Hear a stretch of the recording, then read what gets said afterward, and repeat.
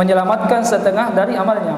Makanya orang beriman itu dan berakal, ayyatafakkara qabla ayyakula, dia berpikir dulu baru berkata. Itu orang beriman plus berakal, berpikir dulu baru berkata. Kalau al-jahilu, orang beriman tapi jahil, bodoh, dia berkata dulu baru berpikir. Nah, ini di sini bedanya. Makanya orang beriman itu tidak sembarang ngomong. Dia tahu tempatnya di mana bicara, apa yang dikatakan. Maka ini yang harus kita jaga selama kita puasa, jaga lisan kita. Karena ketika kita membicarakan orang lain, maka 3 hal yang kemungkinan terjadi. Kalau bukan ghibah, disebut buhtan. Kalau bukan buhtan, disebut al-ifku. Apa itu ghibah? Ghibah itu antakula mapihi. Kamu mengatakan yang memang seperti itu. Itu si A itu orangnya kikir gelam paku jembatan. Memang betul dia kikir, tapi itu disebut ghibah. Ya, antakula mapihi itu ghibah namanya. Membicarakan orang lainnya memang sebenarnya begitu. Itu ibu itu cerewet sekali. Memang begitu dia aslinya cerewet. Itu ghibah. Ya, dia tidak bohong, memang begitu orangnya. Kemudian yang kedua, buhtan. Buhtan itu antakula ma laysa bihi. Kita membicarakan orang lain yang memang sebenarnya dia tidak seperti itu. Bahasa lumrahnya kita bilang difitnah ya. Itu si anu pergi lagi ke situ, ke tempat maksiat itu. Kebetulan tadi dari arah sana. Itu buhtan namanya, dibicarakan kekurangan orang yang tidak seperti itu. Kemudian ada namanya ibku. Ibku itu antakula ma balagaka. Kita berbicara yang orang lain sampaikan kepada kita. Ini yang banyak ini. Dia cuma dengar informasi tapi bicara kayak dia lihat sendiri. Ini ya, ini namanya ibku. Jadi orang yang berbicara tentang kekurangan orang lain tidak ada yang beruntung. Karena kalau bukan ghibah disebut buhtan. Kalau bukan buhtan disebut al-ibku. Dan ketiganya hukumnya haram dalam Al-Quran ya.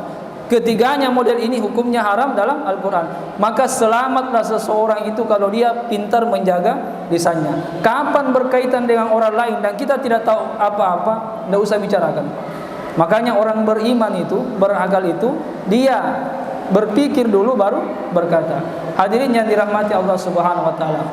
Ada kisah suatu ketika Nabi Isa alaihissalam, Nabi Isa alaihissalam, begitu dia jaga adabnya, lewat tiba-tiba Isa dengan bersama Hawariyun. Hawariyun itu orang-orang dekatnya Isa. Melihat seekor bangkai anjing. Tiba-tiba teman-temannya Isa, Hawariyun ini bilang, alangkah amisnya bau bangkai anjing ini. Tapi apa adabnya Nabi Isa? Ma asyaddu bayadan sinnau. Begitu putihnya gigi anjing ini. Coba. Di situ ada pelajaran yang disampaikan Nabi Isa kepada teman-teman dekatnya, bahwa mereka menjaga, Nabi Isa menjaga adabnya. Kenapa? Karena inna hadzal qalba min khalqillah. Anjing ini adalah makhluknya Allah. Fa in gibtahu faqad gibtallah. Kalau kau gibah dia, kalau kau cela dia, berarti kau mencela Allah Subhanahu wa taala. Sampai seperti itu. Makanya Nabi Isa itu mulia makamnya. Beda dengan kita. Ya, beda dengan kita.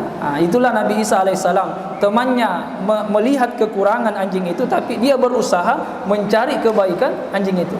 Makanya ini ulama kita dulu dalam Fawaidul Mukhtar disampaikan bahwa al-lisanut tahir, lisan yang suci, yang terjaga dari ghibah, buhtan, dusta dan sebagainya.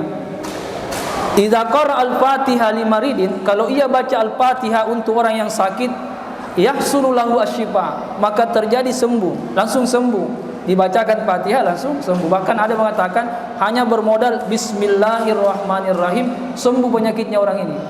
Kenapa? Li sababi tahri lisanihi, karena sucinya lisannya. Wa ammal lisanul khabas, adapun lisan yang kotor, idza qara al-Fatihah khamsa marrah, dia membaca Fatihah 100 kali, lam yahsul asyifa, tidak akan pernah terjadi kesembuhan. Kenapa? Lisannya kotor. Jadi coba lihat orang-orang dulu Pak, hanya baca bismillahirrahmanirrahim, kita minta doanya. Tapi kenapa kita tidak sampai, mereka sampai? Salah satu penyebabnya boleh jadi karena lisan kita sudah terlalu banyak menggibah orang lain. Lisan kita sudah terlalu banyak menodai kesucian lisan kita dengan dusta dan sebagainya. Maka jaga lisan kita. Kemudian hadirin, Suatu ketika Nabi SAW sementara duduk di tengah-tengah majlis, tiba-tiba datang bau yang sangat tidak nyaman. Sahabat bertanya, "Ya Rasulullah, bau apa ini?" Jawaban Rasulullah, "Inna nasan minal munafikina kad igtabu minal muslimina." Sesungguhnya di sana ada kelompok orang munafik lagi menggibah orang-orang muslim. Ya, maka inilah bau yang diakibatkan karena gibahnya mereka kepada orang muslim. Maka dulu di zaman Rasulullah, kalau ada orang yang melakukan kemaksiatan, Allah Subhanahu wa taala langsung nampakkan akibatnya. Termasuk Khalifah Umar bin Khattab, kalau terjadi gempa langsung dikatakan pasti ada yang berbuat maksiat. Hari ini kenapa tidak seperti itu? Kalau ada yang gibah kita tidak langsung tercium baunya, karena sudah begitu banyak dosa gibah yang terjadi di sekitar kita. Sudah terlalu banyak dosa-dosa kemaksiatan yang terjadi di sekitar kita, makanya tidak langsung. Beda dulu masih sangat jarang ada orang yang melakukan maksiat, sehingga ketika ada orang yang melakukan maksiatan, gempa terjadi, langsung terjadi gempa. Kalau kita tidak, Allah tabung dulu semua, langsung boom. Kenapa? Karena sudah merajalelanya kemaksiatan seperti ini. Maka hadirin rahimakumullah, mudah-mudahan ibadah puasa yang kita laksanakan ini mampu mengubah karakter kita menjadi orang-orang yang ikhlas, menjadi orang-orang yang syukur, orang-orang yang bersabar, dan orang-orang yang pandai menjaga lisannya. Itulah pesan Rasulullah SAW, salamatul insani bihibdil lisan.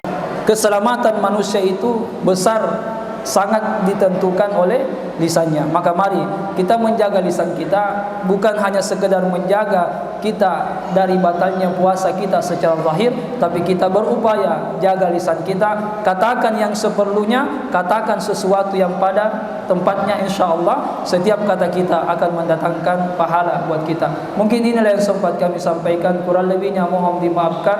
Billahi taufik wad da'wati wal irsyad. Assalamualaikum warahmatullahi wabarakatuh.